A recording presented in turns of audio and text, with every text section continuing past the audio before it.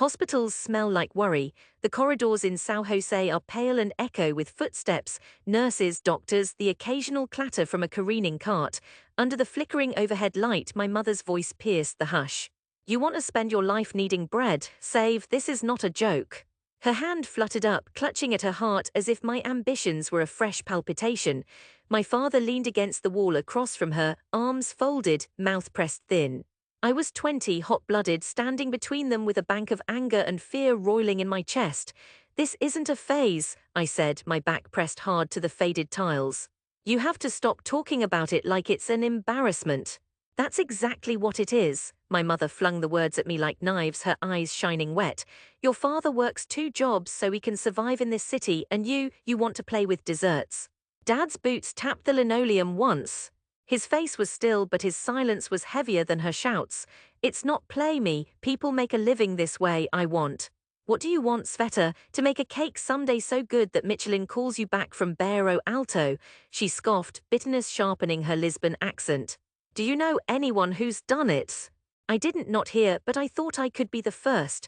The news we were waiting for finally came. My uncle's surgery had gone well and the nurses ushered us inside. For those next hours, we had to push everything down, but when they dropped me outside the hospital later, their disappointment rode home with me. My younger brother Tomas laughed in the apartment's foyer. Going to be Portugal's next sugar queen.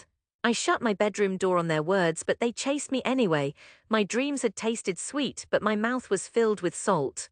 My mother's kitchen was not mine. She let me cook, sure, but under her gaze, even flipping eggs felt like an exam.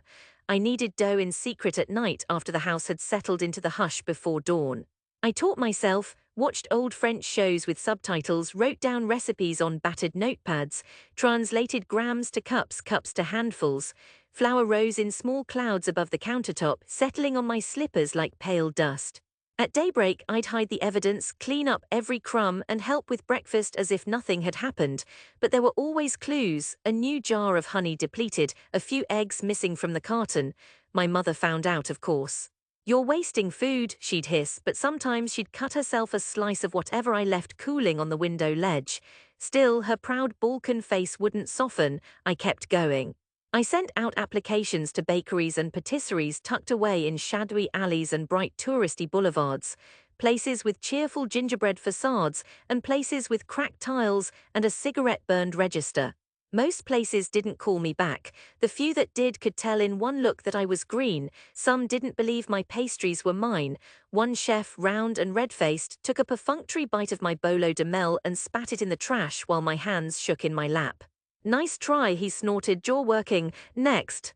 If I wanted respect, it wouldn't be given easily. I tried not to think about my brother, repeating the story to his friends. Sveta tried to apprentice at Lenny's, but her cake nearly choked him. But one bakery finally took me on. It was in Alfama, on a sharp turn where black tiles ran up the wall like piano keys. Rosa, the owner, was a woman in her 50s with a braid down her back and calloused, flour-stained hands. I started as a cleaner. Each day began before dawn, scraping blackened pans, folding napkins, tending to the sourdough starter in the fridge. Rosa's son, Jorge, made fun with the other boys. They joked about my accent, called me Babka, laughed at how slow I chopped almonds, at how much cinnamon I used. But Rosa watched. Every so often, near closing, she'd toss me a stray apple or leave an open recipe book on the kitchen island. I learned more from her silences than from any words spoken loud. I stayed quiet, letting my hands do the speaking. With every burnt batch, every failed custard, I learned. Years passed in that kitchen. I wore different shoes by then, backless clogs, never quite comfortable, always a little sticky from caramel spillage. My wages were never much, but Rosa began calling me pastry girl instead of the cleaner. Eventually, she let me help design a menu for the festival in June. For that 1 week, my name was paired with a dessert, Sveta's fig tart with almond crust scented with rosemary. By then, my family had stopped asking questions. We spoke stiffly at dinner the nights I visited, but about grocery bills, about Tomas's new job, about the latest incident at the tram stops. None of them came to see me bake. On the street, sometimes a neighbor would smile and say, "We hear you make the best bread in Alfama, Menina." But my brother's friends rolled their eyes and called me Martha Stewart. My mother smiled with one side of her mouth and didn't eat my offerings. Dad rarely came. Sometimes, after the bakery closed, I'd walk the city at night, boots scuffing graffiti-marked curbs along the wide Tagus River promenade. I watched fishermen haul empty nets, saw old women laugh, felt the salt breeze pry at me. Lisbon's lights shimmered on waves, and I swore I'd prove myself. The city waits for no one, but it rewards the stubborn. My real break came, like most things, painfully and by accident. A tourist from France wandered in, trailing a camera and honeyed French. He asked for something not on the menu, something light, floral, with a Lisbon spirit.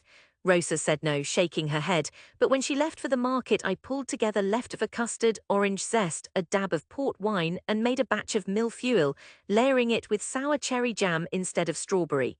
He tasted it, eyes brightening, came back the next day and the next. Eventually his friend, a food writer for an international travel site, came too. They took pictures, wrote about the young Lisboa pastry chef whose mille-feuille is a love letter to sunshine.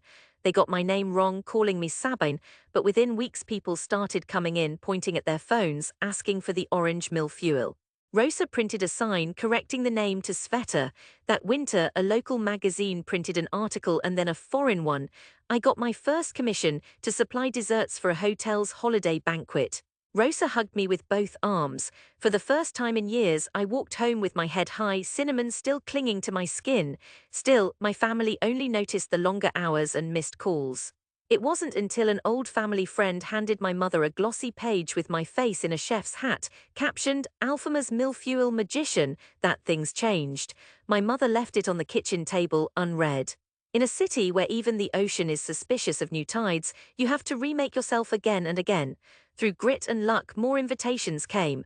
I trained in Paris for 3 months that next spring, sleeping on a cot above a crumbling bakery, learning from a wiry man with a voice like gravel who made me repeat every step in silence. "You work with feelings, not just hands," he said once, pointing at my quivering arms after a long shift. "A good chef tastes life before tasting batter." I returned to Lisbon with a thicker accent, more confidence, and offers from high-end restaurants. I chose to open my own shop with a modest loan Rosa co-signed. We named it Dulce Alfama. It was a narrow place with clouded windows and bentwood chairs, the walls warm yellow, the smell of citrus and almond packed into every corner. The city responded, locals and tourists lined up. A travel influencer called it the city's heart in a tart. At first my family ignored the whole affair. When my mother did visit, months after opening, she kept her arms folded and didn't order anything, but I found crumbs from lemon cake in her napkin when she left.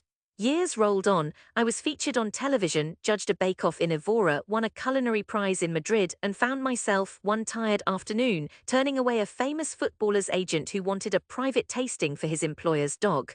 Lisbon became my city. But it never quite stopped being my family's too. I thought about inviting them to my success, but the words soured in my mouth. Instead, I waited for a moment I could not force. It came in a way I never expected. A letter stamped with the Portuguese Ministry of Culture seal, inviting me to present at the prestigious Lisbon Festa de Sabores, a week-long celebration of Portuguese culinary arts held in an ornate palacio overlooking the city. Not just present, but to anchor the opening demonstration. I almost dropped the letter on the bakery floor. My hands trembled so much I had to read it twice. Then I sank onto a stool and started to shake. Joy and terror mixed in me like flour and water. I told Rosa, who cried and squeezed my shoulders so hard it hurt, "This is the big one, Menina. All of Lisbon will see you now." She meant it. The event was broadcast, attended by journalists and local celebrities, streamed online, and packed with Lisbon's entire gastronomic elite.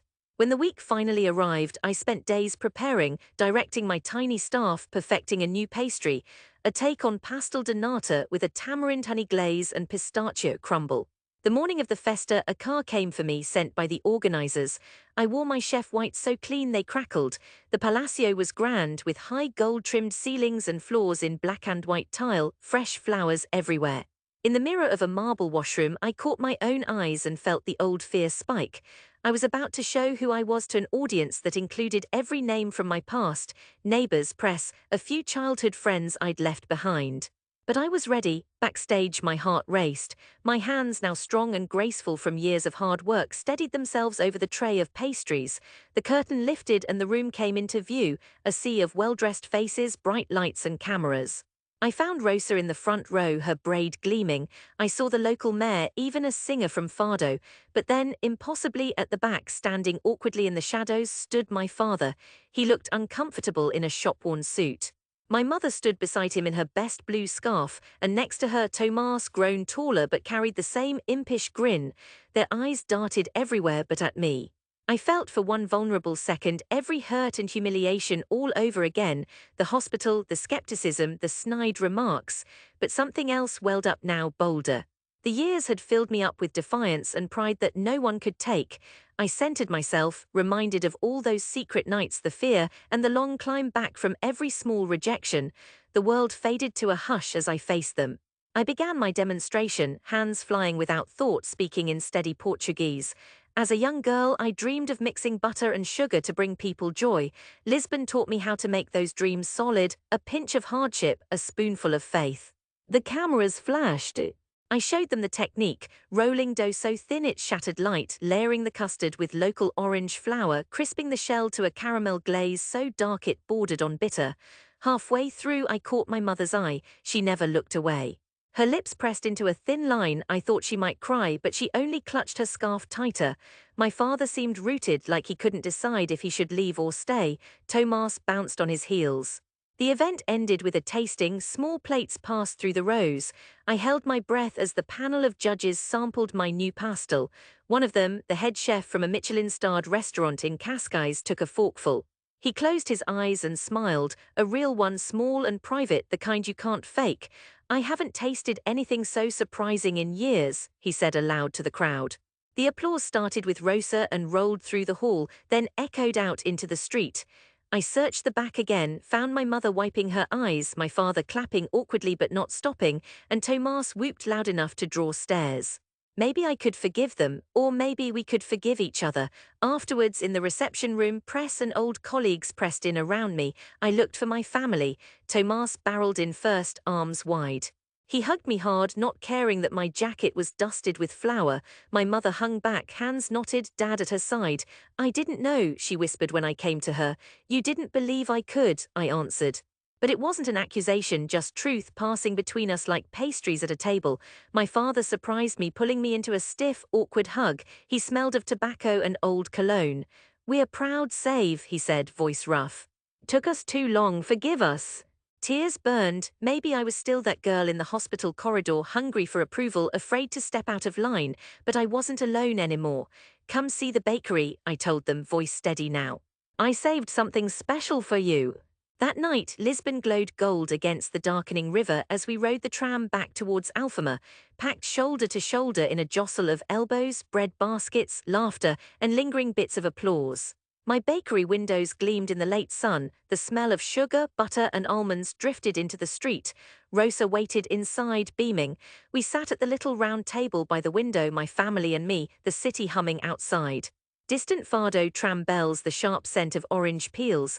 I poured strong coffee, brought out a cake I'd made just for them, almond, honey, and preserved lemon. My mother tasted it first. She didn't say anything, just wiped at her eyes and reached for another forkful. My father grinned, showing all his tired years. Tomas looked at me like he was seeing me new for the first time. Outside, Lisbon bustled as before. At our table, all the old words, the fear and rejection, faded under the simple warmth of my own bread, my hands, my stubborn joy. My dream fed us now, sweet and real. I had come back. And with me I brought forgiveness and enough cake to last a lifetime.